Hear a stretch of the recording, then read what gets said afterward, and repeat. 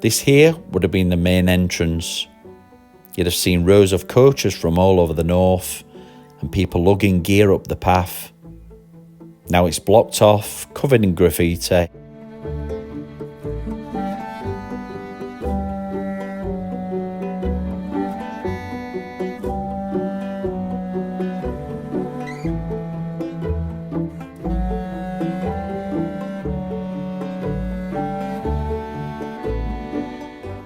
And fly tipping.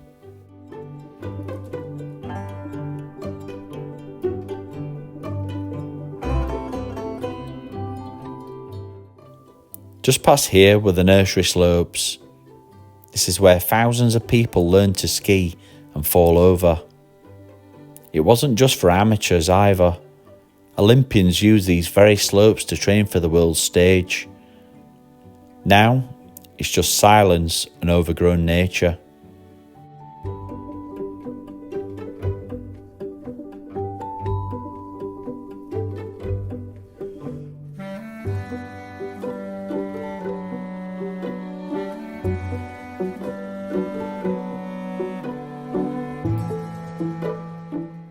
Further up, we reached Thunder Valley. This was for the people who weren't even interested in skiing. You sit in a plastic sled, a toboggan, and wind through banked turns on a track designed for all year round use.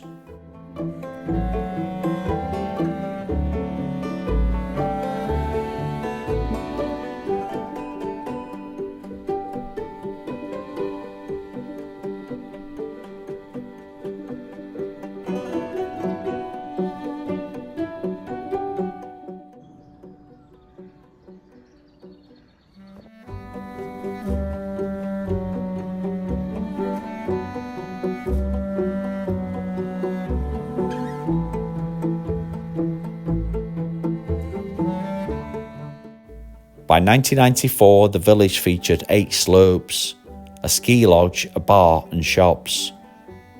They even added temping bowling, laser tag and a mountain bike track. Some council records suggest visitor numbers reached up to 280,000 at its peak in the late 1990s. Everything changed at 1 a.m. on 29th of April 2012. A massive fire broke out in the main lodge. 5 fire engines and 25 firefighters battled the flames that could be seen across the city. The site closed and was never the same. Since then, it's been hit by over 50 arson attacks. What was once Europe's biggest artificial slope is now just bits of metal and remains of what was.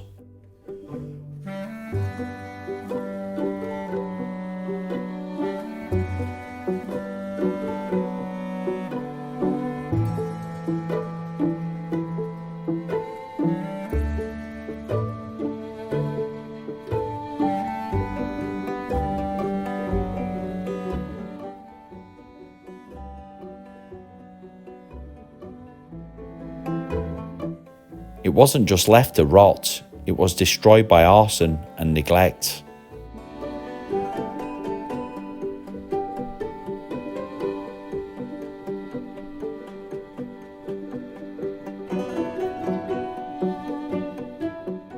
People every day enjoy this view. From dog walkers to mountain bikers and those just taking in the view. This place has already transformed once. There's no reason it couldn't become something again. It's not just about what's been lost. It's about what could still be.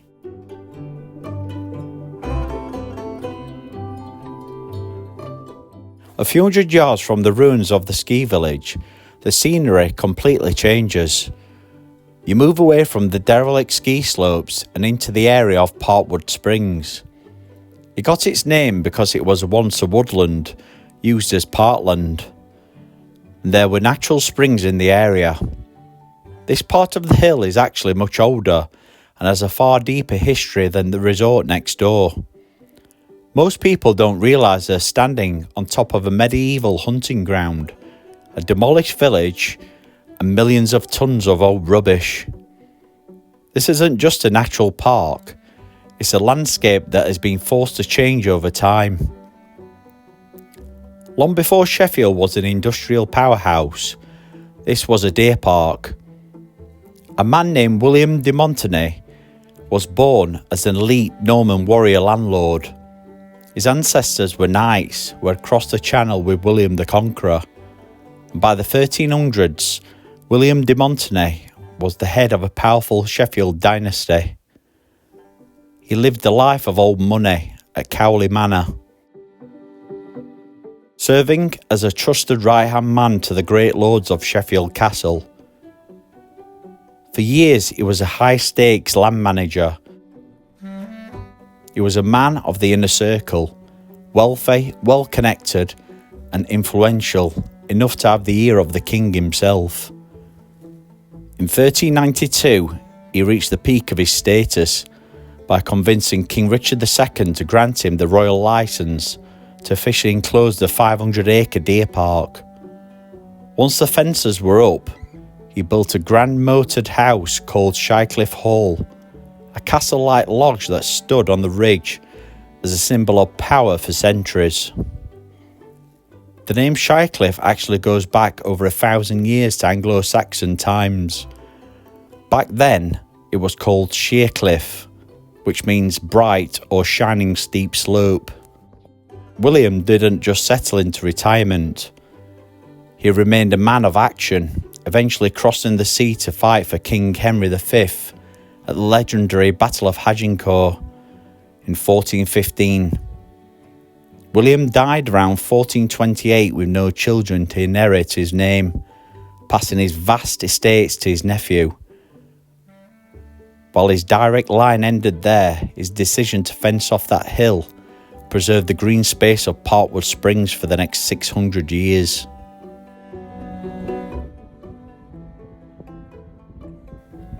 By the mid-1800s, the deer were pushed out to house the men and women working the nearby railways and mines.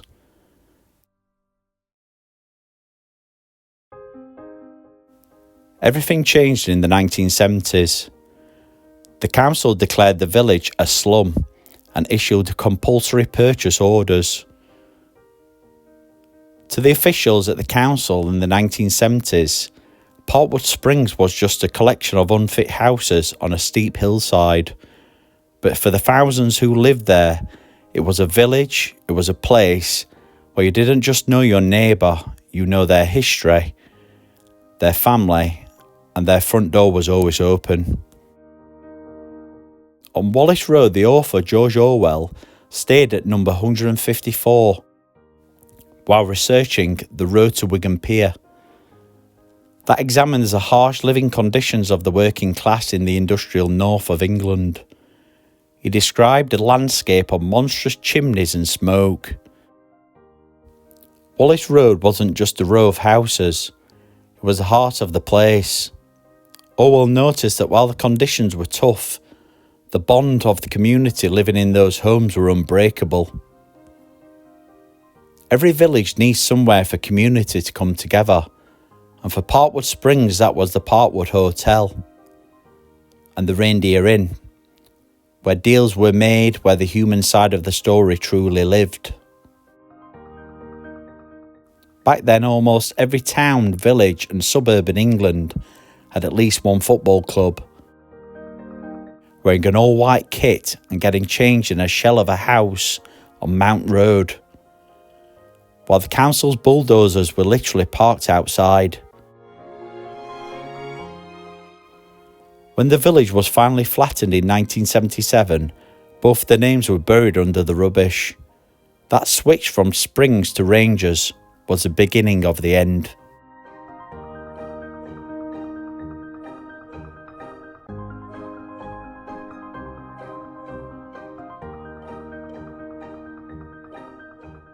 When the demolition crews arrived, they didn't just knock down the bricks and mortar, they devastated the community. The real heartbreak started when the council slapped the word slum on it. This really upset the locals that took pride in their homes. They were clean, The curtains were starched, meaning they were soaked in a liquid starch after being washed. Once they were ironed, the starch made the fabric crisp and stiff. They took immense pride in their little corner of Sheffield. Calling it a slum felt like an insult to their very way of life. The place was described as wonderful community spirit, as a thriving community, and a shame it's all gone. The area was described then as there was no gain, just abandoned wasteland, and they should have improved rather than demolished. The forced relocation, or decanting, as the officials called it, shattered these social bonds. Families who had lived side by side for generations were scattered to high-rise flats across the city. They didn't just lose their houses, they lost their identity. By the late 70s, the village was gone. Bardwell Road and Douglas Road also became ghosts of their former selves. In a final twist of irony, the land where the locals took their nature walks and picnics together was turned into a massive landfill site. It served as a constant reminder to the former residents of what had been taken from them in more ways than one.